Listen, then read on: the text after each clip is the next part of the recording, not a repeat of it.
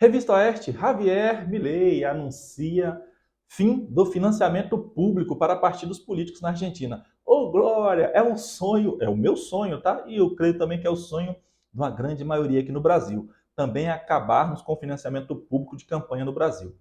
O pessoal fala, ora, você não é político? Você está torcendo que acabe? Sim, eu sempre torci que acabasse com esse financiamento público de campanha. É um absurdo. É um tapa na cara da sociedade brasileira.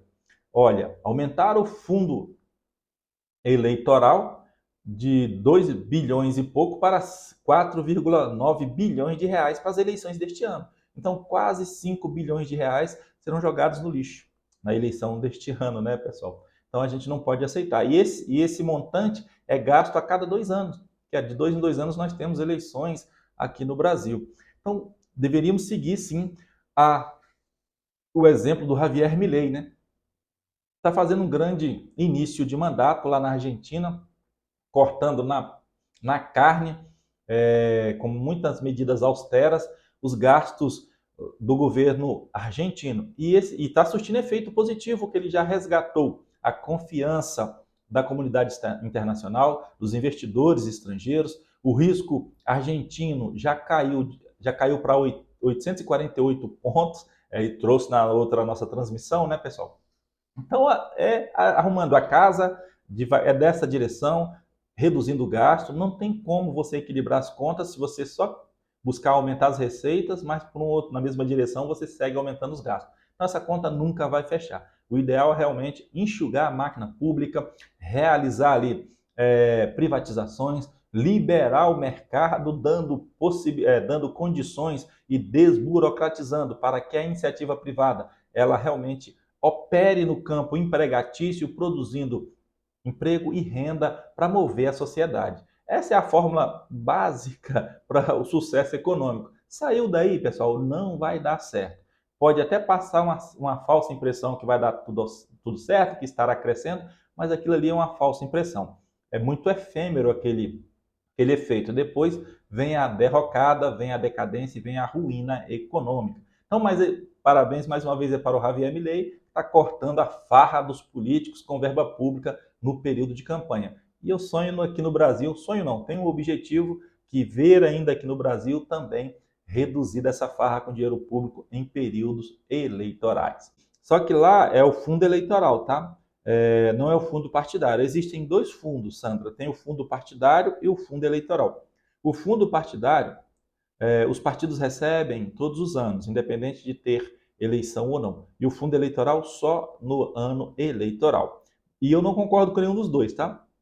Para mim, acabaria com os dois fundos.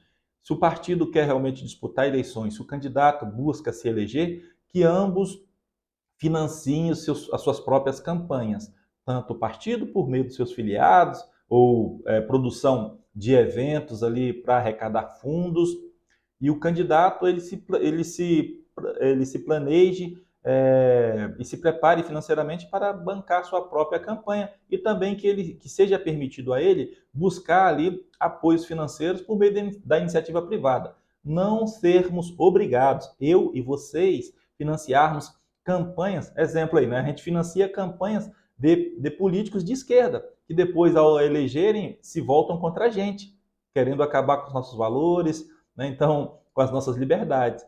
Igual exemplo, o Boulos, desse aí, a Maria do Rosário, a Gleisi Hoffmann, o próprio Lula, foram eleitos com o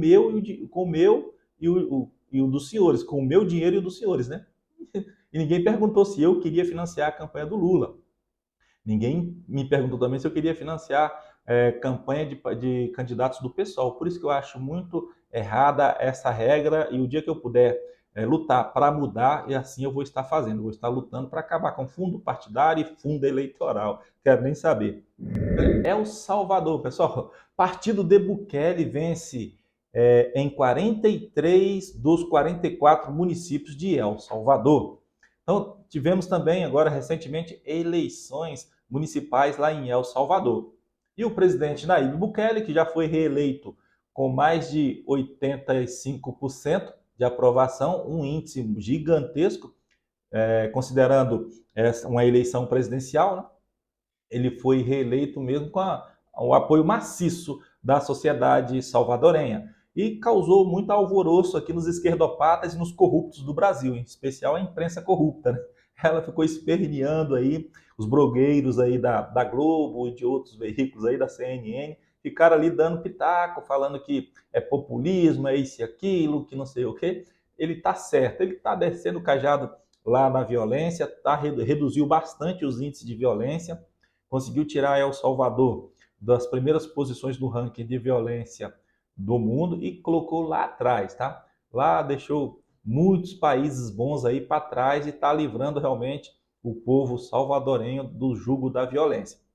Tolerância zero lá com a violência. Outra coisa importante é porque em El Salvador nós tínhamos mais de 60 municípios. Então, e ele estava tentando reduzir a quantidade de municípios. E pelo visto ele conseguiu, tá? Porque agora a Revista Oeste está falando que de 43 dos 44 municípios ele conseguiu ali emplacar vitórias políticas. Então, a vida dele, o mandato dele está cada vez mais suave, está cada vez mais fácil de ser conduzido, porque ele tem o apoio do parlamento e agora tem o apoio das câmaras municipais e das prefeituras, né? É só não fazer nada de errado, não cometer ali nenhum tipo de excesso, que ele vai longe mesmo e El Salvador também agora tem tudo para poder realmente crescer bastante, aproveitar essa onda aí dos mandatos do Nayib Bukele. Falo os mandatos porque ele terminou o primeiro e foi reeleito para o segundo. Então é isso aí. Ó, presidente salvadorenho conquistou grande aprovação da população pelo seu combate ao crime organizado. É isso que deixa aqui os blogueiros aqui corruptos do Brasil revoltados da vida, aqueles alinhados ali à esquerda, aqueles sociopatas, né? É isso aí. Mas vão ficar só na torcida, só reclamando, porque enquanto eles reclamam aqui, buscam narrativas, Bukele está trabalhando lá para melhorar a vida do povo salvadorenho. Olha o Lula aí, Lula e Maduro, é muito bonita essa foto, né? Na eleição de 2022, nós não poderíamos falar sob pena de punição do TSE, que o Lula era amigo do Maduro, amigo de ditadores, né? É só no Brasil que essas coisas acontecem. Hoje ele está aí, ó, sorridente, ali com muita intimidade com o Nicolás Maduro. Já veio aqui no Brasil, o Lula já deu aula para ele de narrativas, falou que ele tinha que criar várias outras narrativas, está sempre usando narrativas para poder realmente ali se safar diante das críticas que ele sofre. E agora está aí, ó, durante a CELAC, né, que foi aquele encontro que o Lula participou, ele tirou essa foto aí com o Maduro, e ele diz o seguinte, né, que o Maduro tem que gozar da presunção de inocência. Ninguém pode falar que as eleições venezuelanas serão fraudadas, serão ali tumultuadas. Olha o Lula falando em presunção de inocência. Olha, ele está muito preocupado com a presunção de inocência mesmo dos brasileiros, né? Olha a quantidade de brasileiros que está sendo injustiçado, uma quantidade elevada foi presa e ainda continua presa porque sem a presunção de inocência, sem que seja garantida essa presunção de inocência. Já prende como se eles fossem culpados daquelas imputações que estão sendo feitas a eles. Né? Então, tudo narrativa. É o mestre das narrativas, emplacando mais uma narrativa aqui no tocante à presunção de inocência de Maduro. Maduro não é inocente aqui e nem na Venezuela, tá? Não adianta, tá, Naine? Não adianta mesmo, porque essa aí não cola. Vamos que vamos. Então vamos ver mais uma aqui do Nine aqui com Maduro. Esse Nine é um figuraço.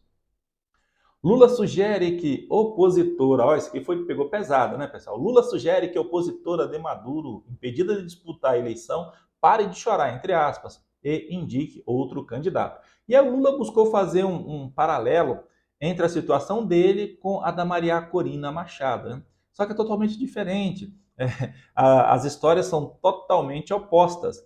A Maria Corina Machado, ela não cometeu crime algum. Ela é uma perseguida política. Ela saiu do páreo na corrida presidencial venezuelana por realmente impor ao Maduro um perigo, um risco muito grande dele ser derrotado nas urnas no dia 28 de julho, né, deste ano.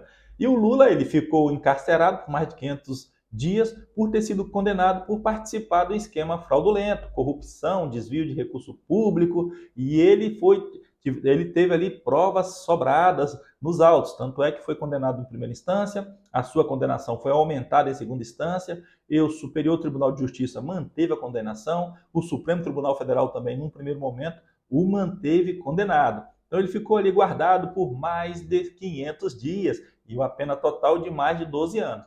Aí depois, com o passar do tempo, os amiguinhos, a bancada do PT no Supremo Tribunal Federal optou em anular a condenação do Naime. E como ele já estava ali na terceira idade, acabou se safando aí do pagamento, do cumprimento do restante da pena, né? Está hoje aí gozando aí de bom moço, falando que foi perseguido, foi injustiçado, mas tudo narrativa. Mas é isso aí. E a Maria Corina Machado também, ela deu uma resposta ali ao Lula por meio das suas redes sociais, né? Ela começa perguntando o Lula se essa agressão era pelo fato dela ser mulher, né? Então ele está mandando sempre muito mal mesmo. Mas é aquilo, não vai passar de narrativa. Não sei até se os Estados Unidos deve voltar com as sanções à Venezuela, porque ele tá descumprindo o Tratado de Barbado, onde ele firmou aquele tratado o ano passado, falando que as eleições venezuelanas seriam transparentes, seriam honestas, né? Mas nada disso vai acontecer. Já tirou a maior opositora dele do circuito, né? Assim fica muito fácil se manter no poder.